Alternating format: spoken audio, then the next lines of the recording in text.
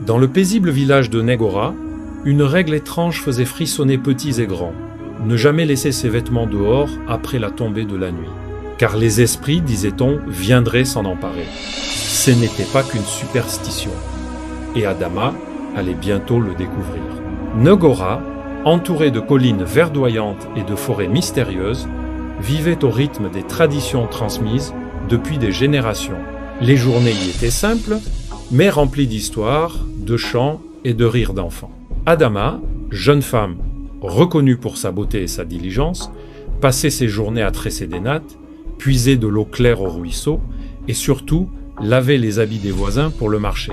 On l'entendait souvent chanter pendant qu'elle étendait les tissus colorés qui dansaient au soleil. Son rire était une mélodie qui réchauffait les cœurs. Un jour de marché, alors qu'elle accrochait encore les derniers habits, le ciel s'assombrit soudainement. De lourds nuages s'amoncelaient, la pluie allait tomber. Adama se dépêcha de ramasser les vêtements déjà secs, mais avant qu'elle ne termine, Aïssatou, son amie d'enfance, arriva en courant, essoufflée. « Adama, les anciens convoquent tout le village sur la place. C'est urgent. » Adama hésita, jeta un regard aux habits, encore mouillés sur la corde, puis suivit Aïssatou. La réunion dura jusqu'à la tombée de la nuit. Épuisée, Adama rentra chez elle et s'endormit, oubliant complètement les vêtements.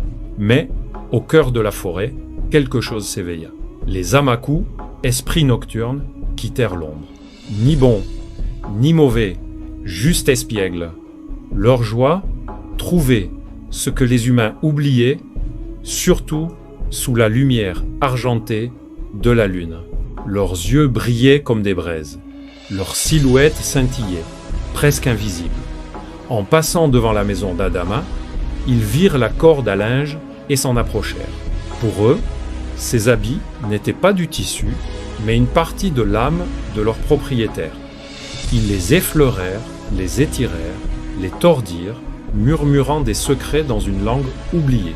Au lever du jour, Adama se rappela soudain les vêtements oubliés. Elle sortit en courant et s'arrêta net.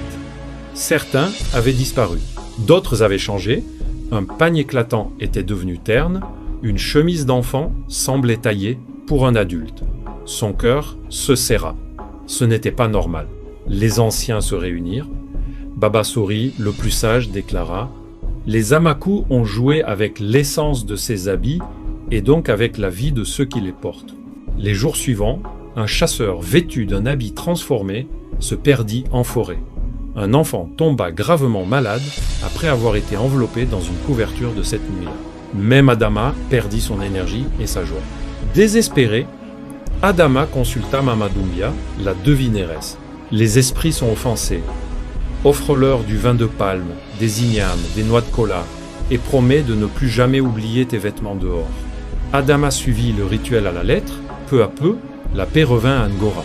Depuis ce jour, plus personne à Ngora ne laisse d'habits sur la corde après la tombée du soleil. Ce n'est pas qu'une superstition.